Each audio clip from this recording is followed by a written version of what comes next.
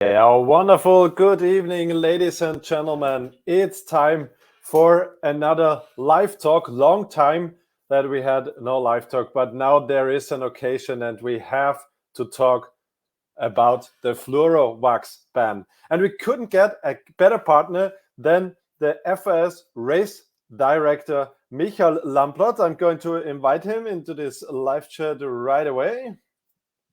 Here we go. Hi, Michal. Good evening, Gunnar. How are you doing? I'm good, thank you. Hopefully you too. Fine. That's great. Yeah. So the reason why we are doing this live is to get all popular skiers, especially popular skiers, people who do the Worldloppet racing and ski marathons around the world about the fluoro wax ban. How does it affect the races and the racers? And this is why we have invited you for this live talk. And guys out there, our viewers, we need your questions. This whole thing is about your questions, what you want to know, and this is why we have invited Michal, and thank you very much for taking your time to answer the questions. Thank you for having me. So maybe we start with a short introduction of yourself, and then we start with the whole topic. Okay, so first of all, thanks for the chance to join this interview. It's really nice to have this opportunity, even though the fluoro ban topic is probably not the most exciting one we have had in the past. But on the other hand, it's a topic which is going to change or affect life of all the skiers. So it's great to talk about it. Thank you for the introduction. Yeah, my name is Michal Lamplot. I'm the FIS cross country race director. So I'm responsible for the cross-country discipline at FIS, mainly for the World Cup, World Championships, and Olympic Winter Games, but also taking care of other competition levels. So that's for an introduction. Great, awesome. Okay, now one more time, people who are watching this, please ask your questions about the topic fluoro wax ban, what you want to know about this topic, and so we want to address your questions. Just to open the whole topic, maybe we can make a short overview about this ban. When will it start, and which races and races are affected by this, by the fluoro wax ban? It actually started already because it was confirmed last year. Oh, no, sorry. It was already started last year or confirmed last year by the FIS Council and the IBU board that the full fluoro ban will be effective from the beginning of the 23-24 season. And we are already a few months of that season having competitions in the Southern Hemisphere. And already the previous season, the ban was partially in place because the EU regulation, which is banning some PFAS substances, C8, let's call them, it was in effect already then. So we have had already one season with partial ban, and now 23-24 season is the full fluoro ban. And who is concerned? I would say all the skiers, everyone who is taking part in FIS competitions, because this fluoro ban is valid for all competitions which are sanctioned by FIS. Yeah, and to make that clear, all Worldloppet races are FIS races. So yes, we are affected by this ban, and it's also valid for us and every skier. So this first and most important question we have solved already. It's not just FIS skiers or just elite skiers. It's every skier participating in an FIS race, and the Worldloppet races are FIS races. So there we are. Okay, now we have now we know what we are talking about. What exactly is falling under this ban? Is it only wax or also other products we have to think and care about? It's all the products, all the range of products from hard waxes, powders, liquids, anything. So all the waxing components, all the products, they have to be fluoro-free, or they cannot contain this CF molecule. which is not allowed. And it also is valid for the bases. So all the ski producers, ski manufacturers, producers of bases, and they also have to follow this rule. So it does affect everything, all the range of products. So what is really important that all the skiers, whoever is taking part in competitions, in FIS competitions, they are using carbon fluoro-free waxes. All right. So the first questions are coming in. Of course, we want to address them immediately. So there was one question. So all skiers, all competitions. Yes, that's the summary we're talking about. Yeah. Yeah, but of course, here we have to really specify that it is FIS competitions. So if you take part in a local competition, which is not an FIS race, it can be a regional competition or a national competition. There different rules might apply. So it could be that the rules are different than the FIS rules. But if you go to FIS competition, you have a FIS code, for example, then it's no question. Okay, so thank you, Jan, for your question. I hope this answers your question for now. And please, all the others watching or maybe just joining this live talk now, it's all about your questions. Please don't hesitate to ask your questions in the commentaries. So next question from my side. What is the background of this ban? Why do we have this ban? Maybe you can explain a little bit the background, where it comes from, and why it's important to ban fluorovaxes. So the starting point is the EU legislation, which is already in place and which bans some of the PFAS substances. As I said, it was already in place a few years. Last year, the C8 or high fluoro waxes and products were not allowed. So this ban has been already valid. And FIS and IBU went a little bit step further and said that no carbon fluoro waxes are allowed. And the carbon fluoro waxes or components, they fall in this category of PFAS substances, which are proven to be harmful to human body because they do not disappear from the nature. They stay in the water, they stay in the soil, in the ground. There have been scientific studies that these substances stay in the human body and they have a negative effect on fertility, reproduction systems, hormone systems, all the different negative impacts. So that is the background which FIS and IBU took the lead or the decision to go a little bit beyond the current EU legislation and to ban all the substances. That said, as far as I know, the EU has been in discussion of banning all PFAS substances in the industry, as long as it's not a critical or crucial industry like firefighting or things like that. So that is the background. Long story short, these substances are harmful. They are harmful for the nature. They are harmful for human body. And that's why they are not allowed to be used. Okay, yeah. And with that background, especially popular skiing races, Worldloppet races are very, they take sustainability and the surroundings, the environment, very important. So this is a topic we really, it's not just that it's banned now, we really want to avoid these waxes as we want to keep our nature and we want our sports to stay healthy. And I think if we just think, for example, Worldloppet with 16,000 people and maybe 10,000 of these people are using fluoro wax and skiing on this track, we could imagine that a lot of this fluoro would be there in the nature. So especially for popular races like we're talking about now, I think it's quite important, right? Yes, absolutely. You are right. There have been studies which focused on the levels of these substances in the water or snow or even in the soil under cross-country skiing courses, which prove that what we are talking about is actually happening.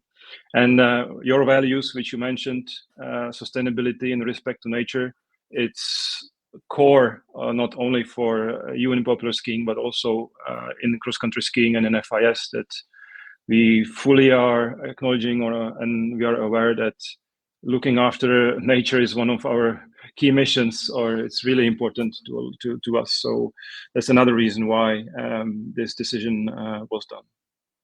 All right. So next question coming in from Bruno. He's asking how the FIS want to, how to control. This would also be one of my questions, of course, how the controls will look like. Of course, in a World Cup race, it's obvious how the controls will be. But how would you handle this with popular skiing races where you have maybe 17,000 skiers on one day? For sure, it's a challenge. That's clear, and it's fair to admit that. We have, and I'm in FIS and FIS cross-country staff.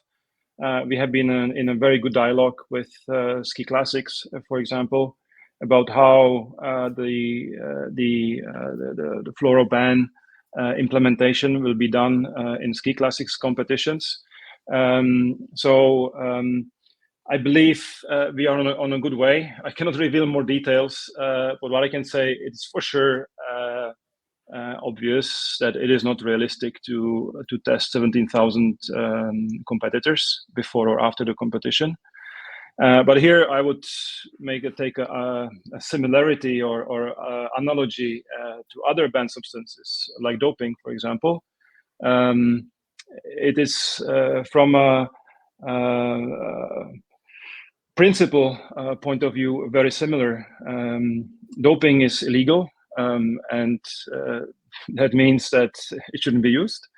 But at the same time, doping controls do not follow every single athlete. Let's say if we speak about popular skiing, for example. And the same is for carbon fluoro waxes.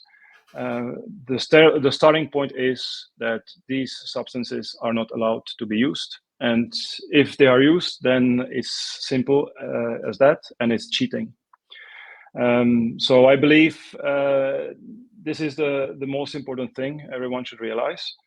And when it comes to control, a lot of national ski associations take it very seriously, how to implement this ban in their competitions, and popular skiing competitions are very important for us, for FIS, but also for national ski associations. So I believe there will be a solution which will make sense for popular skiing. Okay, thanks. Thank you, Bruno, for your question. I hope this answered it. And we'll see the coming winter how it's working. I have footage from the American Birkebeiner ski race taking place last year. They did controls, and I want to show you just how such a check is looking like at the Birke. The Birke is doing this already for 2 years, and it's working out with them. I try to share my screen just to get an idea how this is looking like at the Birke. So I hope you can see it. Let's go. So there they are checking a pair of skis for fluoro bugs.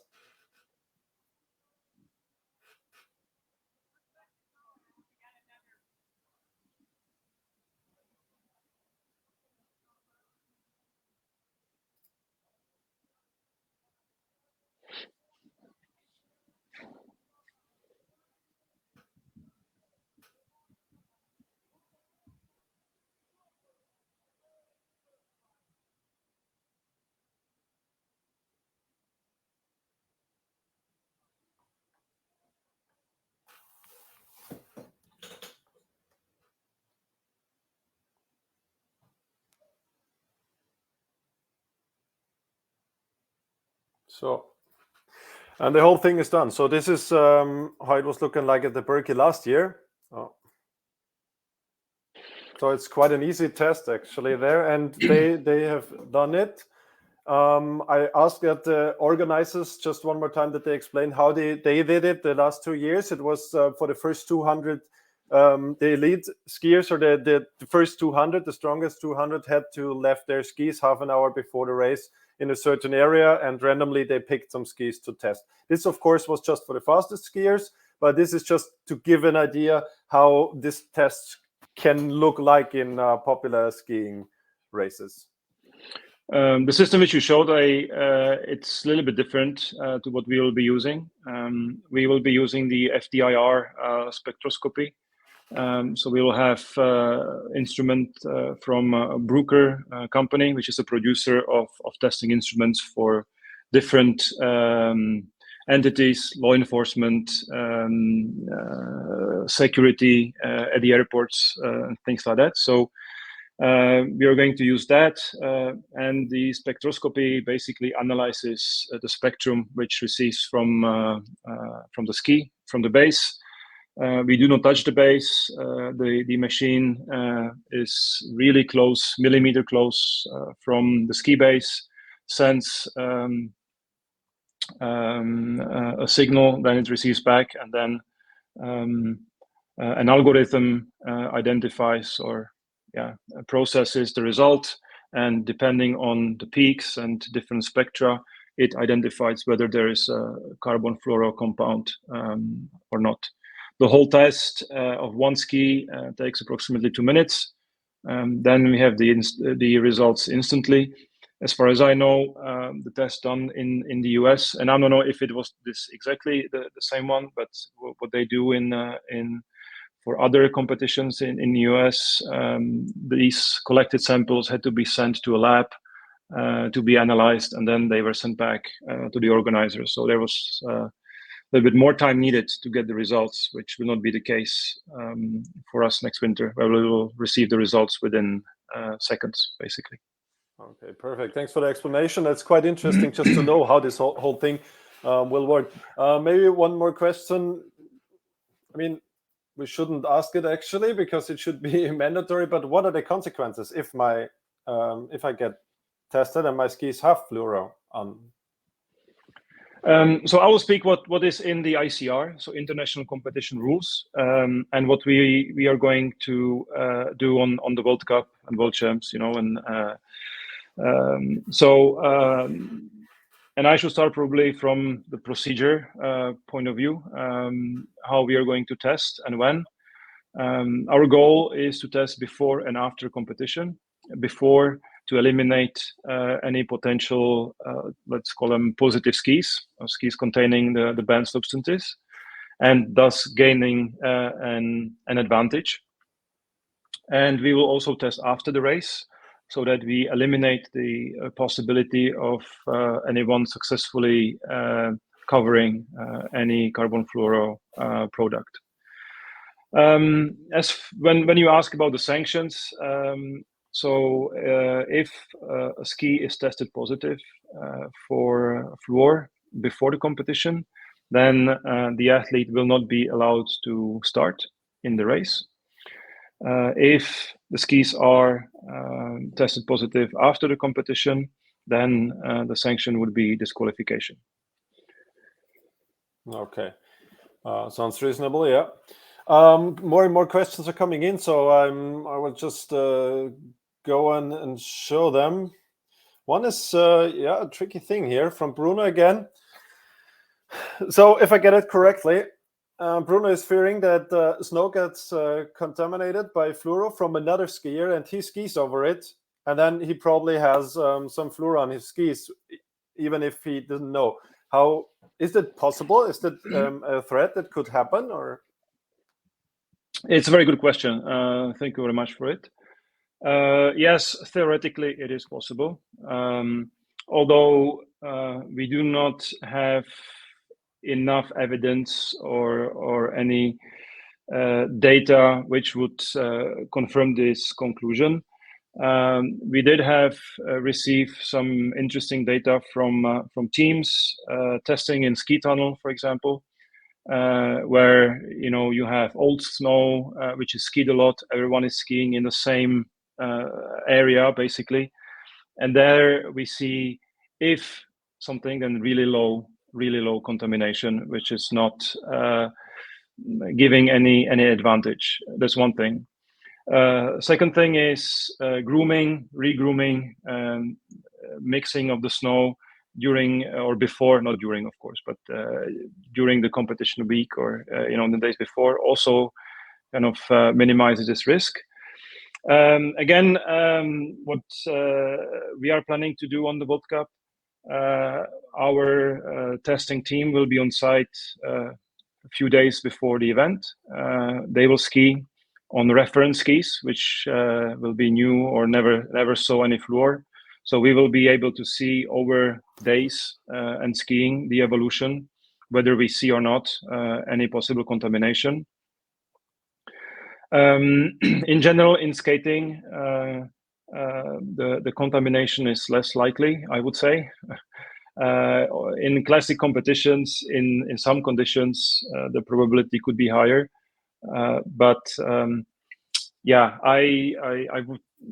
It's difficult for me to make any statements about whether contamination is possible or not. Of course, we need to monitor it very closely and see how the situation is. But if I may guess, then I do not think that contamination is or should be the biggest concern. I think the main thing is that skiers, technicians, you do not use carbon fluoro waxes. That's, again, I repeat myself, that is a starting point. Great. So thank you, Bruno, for that question. Quite interesting topic. And yeah, this is also why we do this live interview. And over the next months, we really try, as Worldloppet, also to educate our followers and skiers about this topic. It's not just about a ban, and this is why we don't do it, but because it's harmful to nature and to ourselves. And so it should be, yeah, we want to follow this rule, actually. So this is why we're doing this whole thing. Thanks, Bruno, for this question. Good question. And here are coming more questions. Actually, this would be my next question anyway, so I can show it. Just show the right comment. Next question. No, this was the wrong one. First, we want to talk about, yeah, here we go. From Jan again, what do you think will be some economical or some good substitute for this Fluoro wax, because it was quite famous for now? What are the alternative products? Is there something coming? Yeah, and yeah, of course, there are. I will not mention any brands or something like that, but the wax companies, they have been informed about this ban, and for sure there are products which are fluoro-free or carbon fluoro-free, which are safe to be used from this point of view. So definitely you will be able, or you should be able to find eco or ecological or substances which do not contain the carbon fluoro compounds. So definitely possible, yes. Yeah. And you have to think, if nobody is allowed to use it anymore, then this whole thing is gone anyway. So everything is an alternative, actually, in the end. All right. Okay, but thanks for this question. Quite good one. Let's do the next one. Also, this would be one of my questions. Of course, this is now a big topic everyone is thinking about. All of us, we still probably have used fluoro waxes so far. Now the big question is how to get rid of it. Is it enough? So several commenters are asking the same. Is it enough to just brush and scratch and then I'm done, or is more needed? Very good question. Thank you very much for it. Yes, cleaning is very important. If we all agree that we are not using the banned waxes, then cleaning of your skis is the next step. And yes, it is possible to clean the skis. We have guidelines on the FIS website. I can maybe share with you the link, Gunnar, so your followers can read it. In general, it is quite easy to clean powders and liquids from the ski base. HF and LF waxes are a little bit more difficult to clean. So therefore, to be safe, we recommend applying hard wax, of course, fluoro-free. So apply it in hot, then scrape it, brush it, and repeat this routine 3 or 4 times. And then there should not be no risk not to pass any possible test. And this cleaning procedure should be done every time you want to zero your skis. So after the race, or before the next one, or before you go testing, or you do whatever you want with your skis, we recommend to repeat this cleaning routine. And what is important to say, if you follow the guidelines, it's not the rules, it's guidelines, it's recommendations. So if you follow them, and if you do not make any shortcuts, then you can be pretty safe. If you start making shortcuts, if you do 1 round instead of 3 or 4, if you try to find some shorter ways how to do things, then of course the outcome can be a little bit different. And what is also important to remember is Fluor has this bad habit to migrate to the surface. So the skis which were clean using the routine which we recommend, it can be that the Fluor which is in the base actually can go up over the period of time. We are not speaking about hours. It's more like weeks or weeks, let's say. They can come to the surface. So that is also another reason why we recommend to repeat this cleaning process regularly, basically every time, as I say, when you want to zero your skis. All right. So thank you, Federico, of course, for this very important question.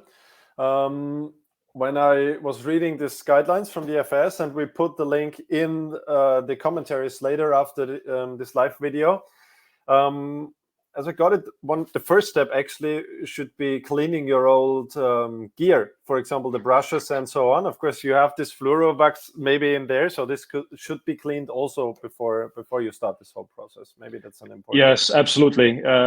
Good point, Gunnar. Totally, it doesn't make any sense not to use not to use the band waxes to do the proper cleaning of your skis if you use dirty brushes which saw fluor in the past. Definitely, that's a mistake.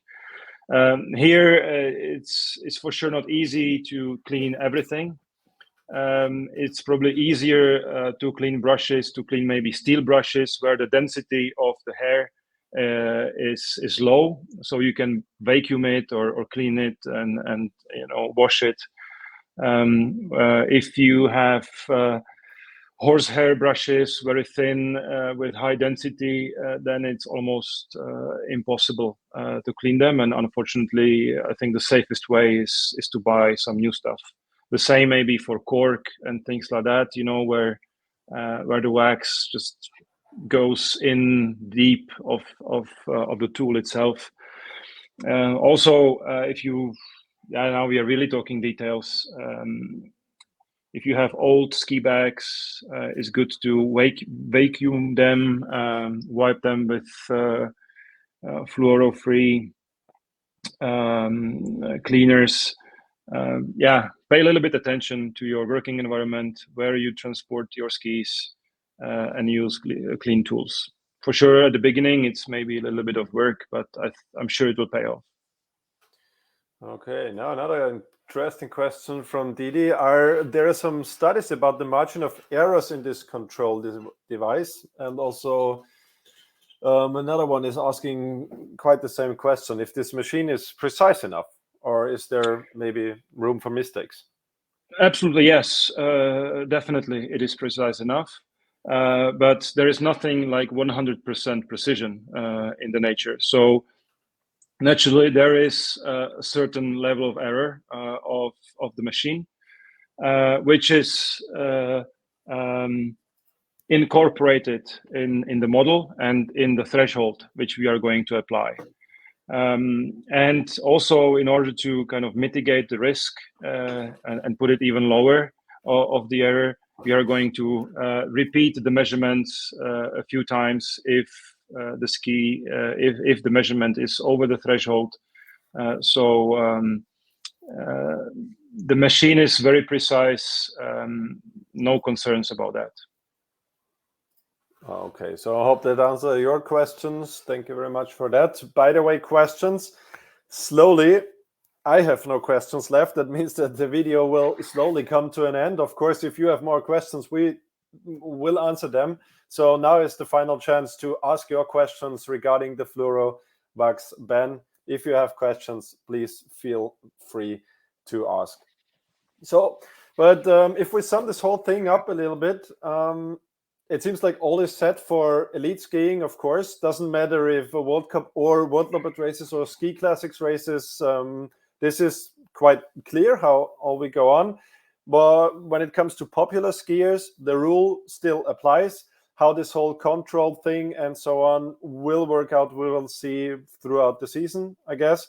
But the whole thing is clear. The rule applies also for popular skiers, and we know what to do. Stop using fluoro waxes and clean our skis gear, and follow this guideline rules. Is this correctly summed up, actually? I think you summarize it pretty well. I think it's about integrity of every skier, about principle, values, things we talked at the beginning about of this interview. Also in classic technique competitions, you don't skate because it's it's not fair, it's not allowed. So it is, again, it's very similar. You do not do something when it's banned because it's cheating. So not following this rule, whether there is a test or not test, this is not the relevant thing. These substances are not allowed. If you use them, you are having an advantage, an unfair advantage over those who are following the rules. And that is not fair. That is not what cross-country skiing is. Cross-country skiing is about who is the fastest in the finish in a fair way. So that's what I believe. And I believe all the 17,000 participants of Worldloppet, they see the same way. I think so. At least our followers, I'm sure, think the same.